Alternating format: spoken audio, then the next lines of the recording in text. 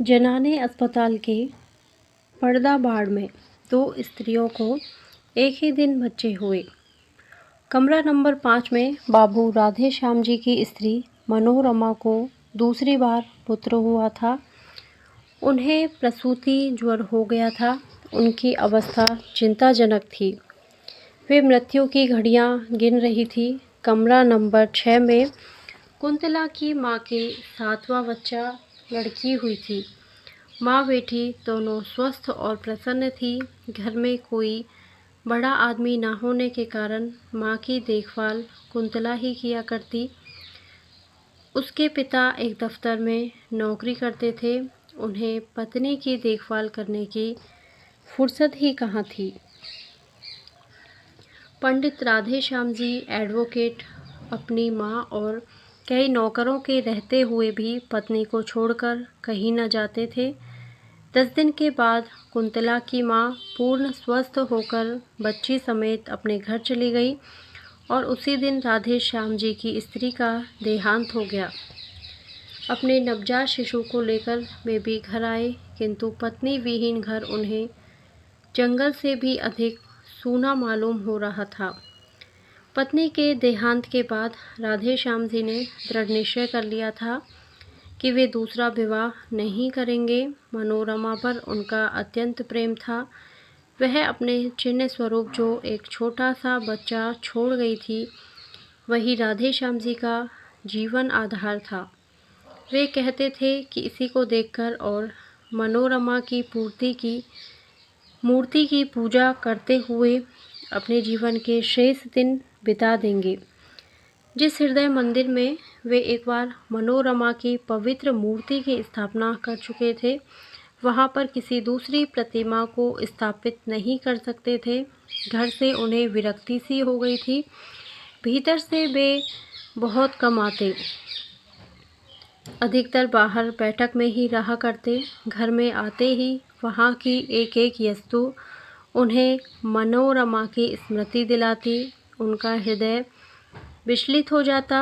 जिस कमरे में मनोरमा रहा करती थी, उसमें सदा ताला पड़ा रहता।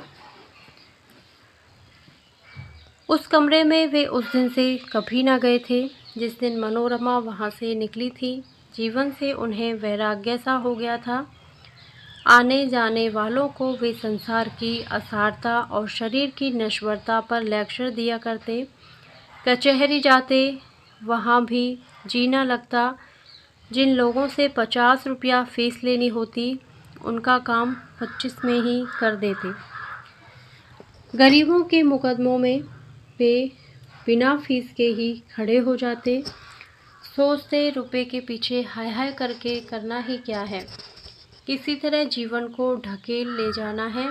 तात्पर्य यह है कि जीवन में उन्हें कोई रुचि ही न रह गई थी। दूसरे विवाह की बात आते ही उनकी गंभीर मुद्रा को देखकर किसी को अधिक कहने सुनने का साहस हीन होता। अतएव यह सभी समझ चुके थे कि राधे श्याम जी अब दूसरा विवाह नहीं करेंगे। उनकी माता ने भी उनसे अनेक बार दूसरे विवाह के लिए कहा, किंतु वे टस से मस न हुए। अंत में वे अपनी इच्छा को साथ ही लिए हुए इस लोक से विदा हो गई। इसके कुछ ही दिन बाद राधे श्याम जी एक दिन अपनी बैठक में कुछ मित्रों के साथ बैठे थे और बाहर उनका लड़का हरिहर नौकर के साथ खेल रहा था। सामने से एक तांगा निकला। न जाने कैसे तांगे का एक पहिया निकल गया और तांगा कुछ दूर तक घिसटता हुआ चला गया।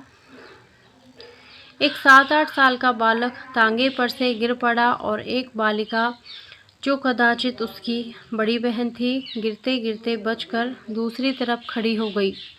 चालक को अधिक चोट आई थी। बालिका ने मृग शावक की तरह घबराए हुए अपने 2 सुंदर नेत्र चंचल गति से सहायता के लिए चारों ओर फेरे और फिर अपने भाई को उठाने लगी। राधे श्याम जी ने देखा और दौड़ पड़े। बालक को उठाकर झाड़ने पहुंचने लगे। राधे श्याम के एक मित्र जगमोहन, जो राधे श्याम के साथ ही दौड़कर बाहर आए थे, बालिका को संबोधन करके बोले, कहाँ जा रही थी कुंतला? मौसी के घर जनेऊ है, वहीं अम्मा के पास जा रही थी, कुंतला ने शर्माते हुए कहा। कुंतला को देखते ही राधे श्याम जी की एक सोई हुई स्मृति जाग सी उठी। दूसरा तांगा बुलवा कर कुंतला को इसमें बैठाकर उसे रवाना करके राधे श्याम जगमोहन के साथ अपनी बैठक में आ गए।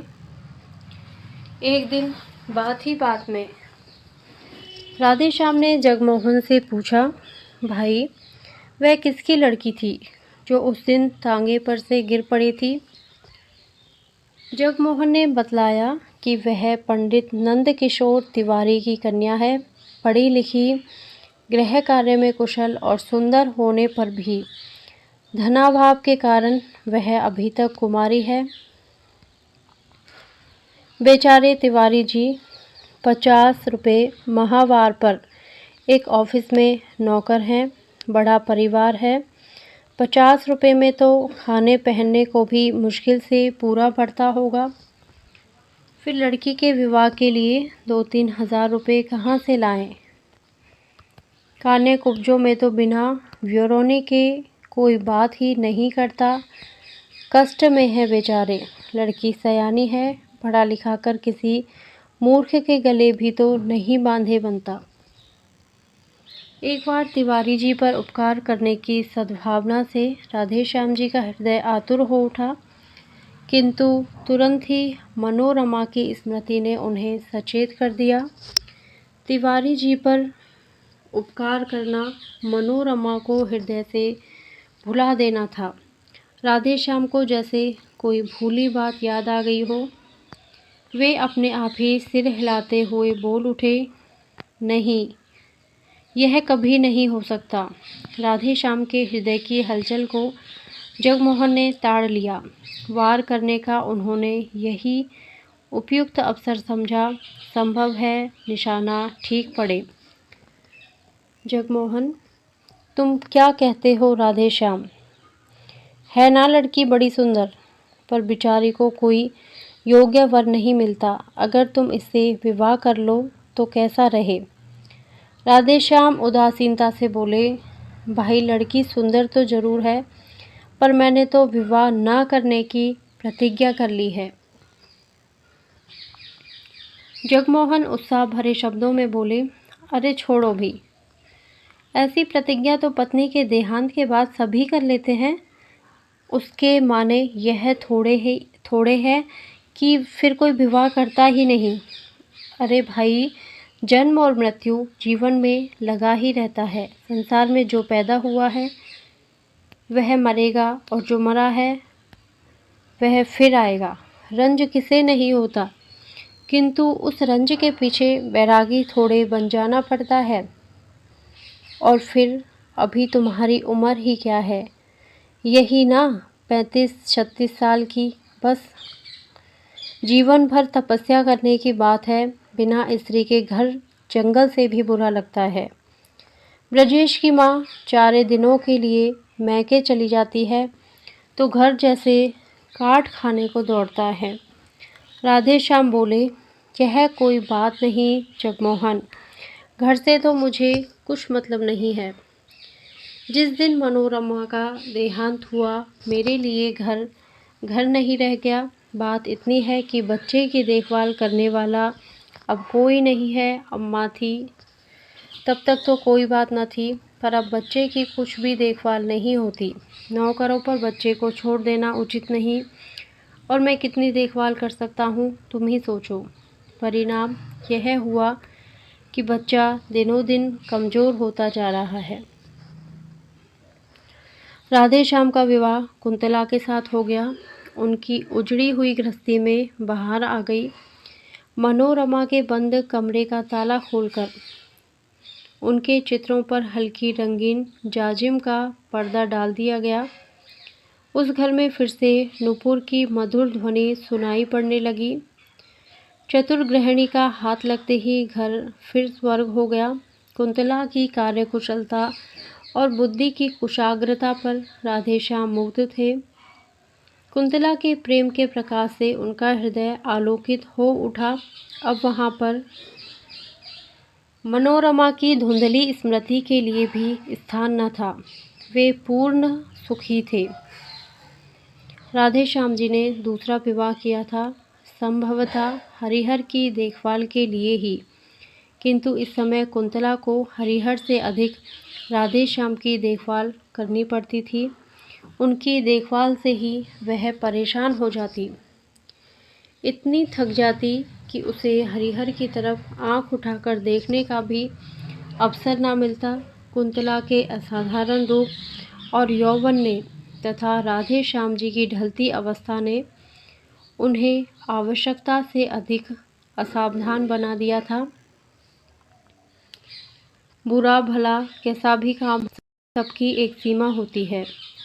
राधे श्याम के इस अनाचार से कुंतला को जो मानसिक वेदना होती सो तो थी ही, इसका प्रभाव उसके स्वास्थ्य पर भी पड़े बिना न रहा।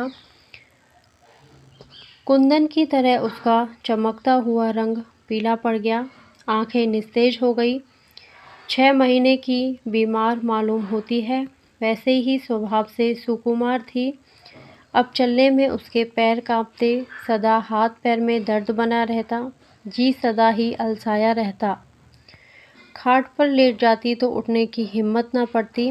कुंतला की इस अवस्था से राधे श्याम अनभिज्ञ हों सो बात न थी। उन्हें सब मालूम था। कभी कभी ग्लानि और पश्चाताप उन्हें भले ही होता, किंतु लाचार थे। कहते हैं ढलती उम्र का विवाह और दूसरे विवाह की सुंदर स्त्री मनुष्य को पागल बना देती है। था भी कुछ ऐसा ही। कुंतला अपने जीवन से कुछ बेजार सी हो रही थी, किंतु वह राधे श्याम को किस प्रकार रोक सकती थी। वह तो उनकी विवाहिता ठहरी। 7 भावरे फिर लेने के बाद घनश्याम को उसके शरीर पर पूरी मोनोपोली सी मिल चुकी थी ना। इधर कुछ दिनों से शहर में एक स्त्री समाज की स्थापना हुई थी। एक दिन उसकी कार्यकारिणी की कुछ महिलाएं आकर कुंतला को निमंत्रण दे गई।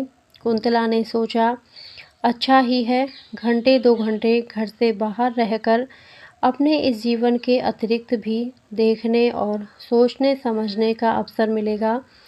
उसने निमंत्रण स्वीकार कर लिया, वहाँ गई भी। वहाँ जितनी स्त्रियों ने भाषण पढ़े या दिए, कुंतला ने सुने। उसने सोचा वह इन सबसे अधिक अच्छा लिख सकती है और बोल सकती है। घर आकर उसने भी एक लेख लिखा। विषय था भारत की वर्तमान सामाजिक अवस्था में स्त्रियों का स्थान। राधे श्याम जी ने भी लेख देखा, बहुत ही प्रसन्न हुए। लेख लिए हुए वे बाहर गए। बैठक में कई मित्र बैठे थे, उन्हें दिखलाया। सभी ने लेखिका की शैली और सामयिक ज्ञान की प्रशंसा की। अपने एक साहित्य सेवी मित्र अखिलेश्वर को लेकर राधेश्याम भीतर आए। कुंतला को पुकार कर बोले, कुंतला, तुम्हारा लेख बहुत ही अच्छा है। मुझे नहीं मालूम था कि तुम इतना अच्छा लिख सकती हो, नहीं तो तुमसे सदा लिखते रहने का आग्रह करता। तुम्हारे इस लेख में कहीं भाषा की त्रुटियां हैं जरूर, पर सो ये मेरे मित्र अखिलेश्वर ठीक कर देंगे। अब तुम रोज़ कुछ लिखा करो, ये ठीक कर दिया करेंगे। मुझे तो भाषा का ज्ञान नहीं, अन्यथा मैं ही देख लिया करता। खैर कोई बात नहीं, यह भी घर ही के से आदमी हैं। कुंतला के लेखों के देखने का भार अखिलेश्वर को सौंपकर राधेश्याम को बहुत संतोष हुआ। कुंतला को अब एक ऐसा साथी मिला था जिसकी आवश्यकता का अनुभव वह बहुत दिनों से कर रही थी, जो उसे घरेलू जीवन के अतिरिक्त और भी बहुत सी उपयोगी बातें बता सकता था, जो उसे अच्छे से अच्छे लेखक और कवियों की कृतियों का रसास्वादन करा के साहित्यिक जगत की सैर करा सकता था। कुंतला अखिलेश्वर का साथ पाकर बहुत संतुष्ट थी। अब उसे अपना जीवन उतना कष्टमय और नीरस न मालूम होता था। कुंतला और अखिलेश्वर प्रतिदिन एक बार अवश्य मिला करते। कुंतला की अभिरुचि साहित्य की ओर देखकर उसकी विलक्षण कुशाग्र बुद्धि एवं लेखन शैली की असाधारण प्रतिभा पर अखिलेश्वर मुग्ध थे। वे उसे एक सुयोग्य रमणी बनाने में तथा उसकी प्रतिभा को पूर्ण रूप से विकसित करने में सदा प्रयत्नशील रहते। लाइब्रेरी में जाते, अच्छी से अच्छी पुस्तकें लाते और उसे घंटों पढ़कर सुनाया करते। कविवर शैली, टेनिसन और कीट्स तथा महाकवि शेक्सपियर इत्यादि की ऊंचे दर्जे की कविताएं पढ़कर उसे समझाते, उसके सामने व्याख्या तथा आलोचना करते और उससे करवाते। हिंदी के धुरंधर कवियों की रचनाएं सुनाकर वे कुंतला की प्रवृत्ति कविता की ओर फेरना चाहते थे। उनका विश्वास था कि कुंतला लेखों से कहीं अच्छी कविताएं लिख सकेगी। किंतु अब राधे श्याम को कुंतला के पास अखिलेश्वर का बैठना अखरने लगा था। वे कभी कभी सोचते, शायद कुंतला के सुंदर रूप पर ही रीझकर अखिलेश्वर उसके साथ इतना समय व्यतीत करते हैं, किंतु वे प्रकट में कुछ न कह सकते थे, क्योंकि उन्होंने स्वयं ही तो उनका आपस में परिचय करवाया था। कुंतला राधेश्याम के मन की बात समझती थी, इसलिए वह बहुत सतर्क रहती, किंतु फिर भी यदि कभी भूल से उसके मुंह से अखिलेश्वर का नाम निकल जाता तो राधेश्याम के हृदय में ईर्ष्या की अग्नि भभक उठती। अब अखिलेश्वर के लिए राधेश्याम के हृदय में मित्र भाव की अपेक्षा ईर्ष्या का भाव अधिक था। इन दिनों कुंतला ने 2-4 तुकबंदियां भी की थी, जिनमें कल्पना की बहुत ऊंची उड़ान और भावों का बहुत सुंदर समावेश था, किंतु शब्दों का संगठन उतना अच्छा नहीं था। अपने हाथ के लगाए हुए पौधों में फूल आते देखकर जिस प्रकार किसी चतुर माली को प्रसन्नता होती है, उसी प्रकार कुंतला की कविताएं देखकर अखिलेश्वर खुश हुए। उन्होंने कविताएं कई बार पढ़ी और राधे श्याम को पढ़कर सुनाई। कुंतला की बुद्धि की बड़ी प्रशंसा की, किंतु राधेश्याम खुश न हुए। उन्हें ऐसा मालूम हुआ कि जैसे कुंतला ने अखिलेश्वर के विरह में ही विकल होकर ये कविताएं लिखी हैं। अखिलेश्वर निष्कपट और निस्वार्थ भाव से कुंतला का शिक्षण कर रहे थे। उन्हें कुंतला से कोई विशेष प्रयोजन न था। कुंतला के इस शिक्षण से उन्हें इतना ही आत्मसंतोष था कि वे साहित्य की एक सेविका तैयार कर रहे हैं, जिसके द्वारा कभी न कभी साहित्य की कुछ सेवा अवश्य होगी। राधेश्याम के हृदय में इस प्रकार उनके प्रति ईर्ष्या के भाव प्रज्वलित हो चुके थे, इसका उन्हें ध्यान भी न था,